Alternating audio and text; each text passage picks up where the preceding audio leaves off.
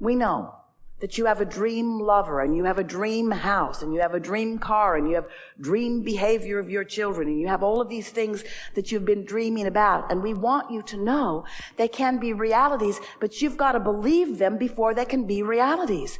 And if you keep practicing the drum of complaining about your children's behavior, or complaining about your financial experience right now, or complaining about your body weight or your body condition, if you're complaining about anything, you're practicing a vibration that does not allow you to achieve the frequency that you must achieve before what you want, which is at that high frequency, can flow into your experience. And what's flowing in is always a match to where you are.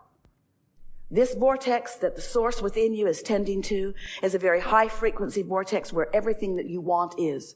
But you've got vibrational realities all over the place.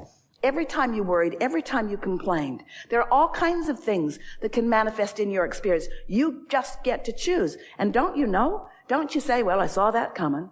I saw that coming. I could feel that was coming. It's because you've been hanging out in a frequency that allowed it to come. And even before it got there, you sensed it. So we just explained to you everything that you will ever need to know to be the powerful, deliberate creator of your own reality. And when you get hold of that, it is so much fun. Maintain that high frequency for a while. And then new ideas begin to flow to you from that high frequency. Questions still come, but you're in a place where the question doesn't knock your legs out from under you, or the problem doesn't knock your legs out from under you. It's just a clarifying point that helps you to continue to expand. We just want you to know that the more time you spend speaking of what you want. Esther's been doing focus wheels, a lot of focus wheels. She finds them empowering. You know what a focus wheel is? It's where you pick a topic that you want to improve your frequency on, and then you say things that you already believe that are not off frequency until you've just practiced the frequency of being on about this topic until you sort of own it. And what she's discovered is she can make a statement that feels on, but she knows it could be honor. It could be more on than it is, because there's just a little smidgen sometimes of defensiveness or justification that has been practiced for a long time. In other words, you can work the bugs out of your vibrational resistance, and anything that you want that is not flowing easily into your experience is for one reason. You've got resistance that you want to work the bugs out of.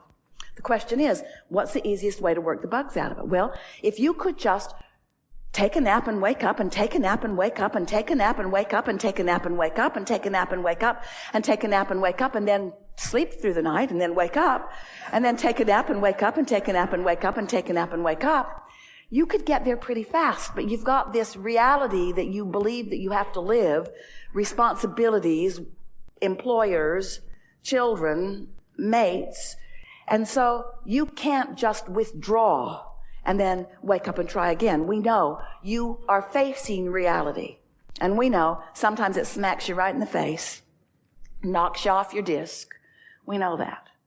But you have the ability to do better than you're doing, and that's what this sales job is about right now. We want to get you to at least acknowledge that you are a thinking person and you do have the ability to control your thoughts. And yes, it's easier to control them once the momentum is really going. In other words, sometimes people say, oh, Abraham, it's like my thoughts are thinking me. And we say, wouldn't it be nice for you to be in such a high frequency that those are the thoughts that are thinking you? That Source is thinking with you and through you? Because there's something you got to know about Source. Source knows everything that you want and where it is in relationship to where you stand, and will guide you down the path of least resistance to it. Not because when you get there you're going to be so happy. You will, but that's not why. It's because the path of least resistance is a joyful way to live. The path of least resistance on your way to who you really are. That's what you came for, you see. The thing that is most important about this conversation is that you speak often about things that you want that you already believe. We're not asking you to make statements that you don't believe. That'll just throw you off in the bushes. And there's no value in that. You'll never get better at that. But if you can slow it down enough that you make statements that you believe, and you can focus on those statements that you believe and not introduce resistant thought to them, then those thoughts, because law of attraction is responding to them, those thoughts will gain momentum. And when a thought gains momentum, hear this, we're defining something for you. When a vibration of a thought gains momentum, it becomes more powerful, and that's when manifestations begin to occur to you. So if you just take some simple thought that you believe and don't mess it up by trying to make it more complicated than it needs to be, or by trying to change the way you feel about something. If you just take a simple thought that you already believe that matches what you want to know, that thought in and of itself will become bigger. What about that? Isn't that just amazing to know? All that effort that you've been offering from a place of trying to overcome something, no wonder you get tired, because you're bucking your own current. But when you take a thought that doesn't have resistance in it and you just allow it to sit within you, that's why meditation works. That's why there's such power in meditation. When you quiet your mind, you stop thought. And when you stop thought, you stop resistance. And in the absence of resistance, only resistant-free thought will flow to you. That's why you start feeling. That's why emotions start manifesting within you. That's why you start feeling movement. In the absence of resistant thought, all things are possible, you see. So then the big argument that most humans have had about that is, I don't want to stop thinking. I want to be a thinker. We want you to be a thinker too, but we want you to get on your high-flying disc before you think. We want you to get into the vortex before you think. We want you to prepare your vibrational atmosphere. We want you to set yourself up for the thoughts that feel good when they come. We want you to be your own thinker. We want you to think about all kinds of things, but first and foremost, we want the thought that you think to feel good when you think it, period. Some time ago, we offered a focus wheel. The idea of the focus wheel was you make a statement of something that you want and you write it in the center of the wheel. And then you make statements and you write them around the outside of the wheel. But the statements that you make aren't to try to believe what's in the center of the wheel. They are statements sort of kind of about what's in the center of the wheel that you already believe. And the analogy that we offered is like the merry-go-round on the playground. Esther had one at the grade school when she was growing up. And she and her friends played on it all summer long. And they noticed that if they got on the wheel and the wheel was going really fast, and then someone tried to get on, they rarely could. Bounced them right off in the bushes. The momentum of the wheel was such that they couldn't get on. But if the wheel was slow enough, they could get on and then speed it up. And then they had such fun with the faster and faster and faster momentum. This is really what we're talking about here. You want to slow the thought down enough that you can get on and then speed it up. We want you to feel this emotional place that you are standing. If you wake up and you get focused upon something and you feel grouchy and ornery, you're on this ornery disc, so to speak. And when you're there, you've just got to notice that anybody in your vicinity who's ornery seems to hop on there with you. We hear you sometimes saying to others, you know, you're really ornery. You need to get away from me. And we say, you invited them in. No, I didn't. I really didn't, Abraham. I'm certain that I did not invite that in. And we said, if it's in, you invited it. Because there is no assertion in this universe that's based upon attraction.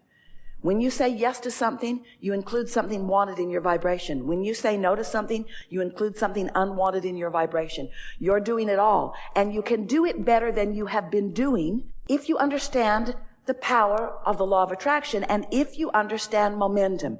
If you will begin to focus upon the thoughts that feel good in their early stages and stay with them until the momentum is greater, you will benefit by that increase in momentum. If you are aware of something that doesn't feel good when you focus upon it, and as soon as you're aware that it doesn't feel good, you will withdraw your attention from it and put your attention someplace else, the momentum of that will stop. It is our absolute promise to you that it will. But don't wait until you're at the bottom of the hill to try to stop the momentum. Sometimes it's like you say, Abraham, I've fallen out of an airplane and I don't have a parachute on. What do you suggest that I do now? And we say, hang on, it'll be over in a little bit. And that's what we want to say to you about all negative momentum. Do your best to just withdraw your attention from it. It will peter out if you don't keep feeding it. It will stop if you don't keep feeding it, you see. Which means tomorrow morning when you wake up, Try to hold yourself in conscious thought about something that feels good for just a little while until you get a little bit of momentum going. That's your best shot at the positive momentum. Really, the easiest way to do it is just to make a decision that when you get up in the morning, you've got a clean slate, because you do. And you know why? Because while you were asleep, your momentum stopped.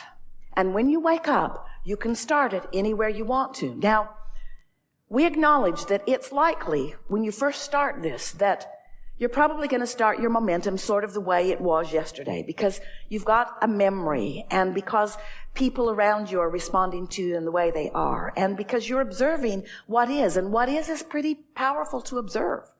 So we get it that if what is isn't full of all the things you want, or even more is containing some things you don't want, we get it how your attention to what is continuing the momentum. But you can change that. You can have a paradigm shift. You can move your vibrational point of attraction, and you can do it easily within 30 days. And every day that you wake up determined to do it will be easier than the day before, until a week or two into waking up and acknowledging, hey, I'm awake, and hey, law of attraction is beginning again, and hey, while I was slumbering, my point of attraction ceased, and hey, I get to choose what I focus upon, what would be a good thing for me to focus upon. Before long, you'll have a handful of things that you always feel good about when you think about them, that you will give your attention to, and before you know it, you will get that momentum going so that you will be on what we are calling your high-flying disc. Esther said, Abraham, as you're describing these discs, there's this one where love and elation and passion is, and there's that one when despair and fear is, and then there's the ornery disc. Esther said it's a little bit like the 7 dwarfs. There's the happy disc, and there's the grumpy disc, and she's identified about 200 dwarfs now. Defensive dwarf and passive-aggressive dwarf. But we want you to not spend too much time trying to identify what to call your disc, and instead, we want you to feel your way onto that high-flying disc where you belong. And when you do, when you figure out how to sustain that frequency for a day and then another and then another and then another and then another, what you're going to begin to notice is that the things that you've been asking for, that are already in a very high frequency in this vibrational reality, because the source within you has been tending to them, when you get your vibration up there and you sustain it, this is the important thing. You chronically hold it. You sustain it. You're consistent in that vibration. Not high-low, not happy-sad, not manic-depressive, not happy when there's something happy to look at and ornery when there's something ornery to look at, but holding your own vibration because you mean to, and more important, holding it because you've practiced it, and after a little while holding it because it's easy to do. Then what happens is the contents of your vibrational reality begin flowing into your reality. You begin realizing them. Thoughts begin to flow to you. Timing is really, really good. You begin rendezvousing with other people. And the details of your life begin filling in with the flesh, blood, and bone that you want, so that you can hear and see and smell and taste and touch all of these details that you have been wanting.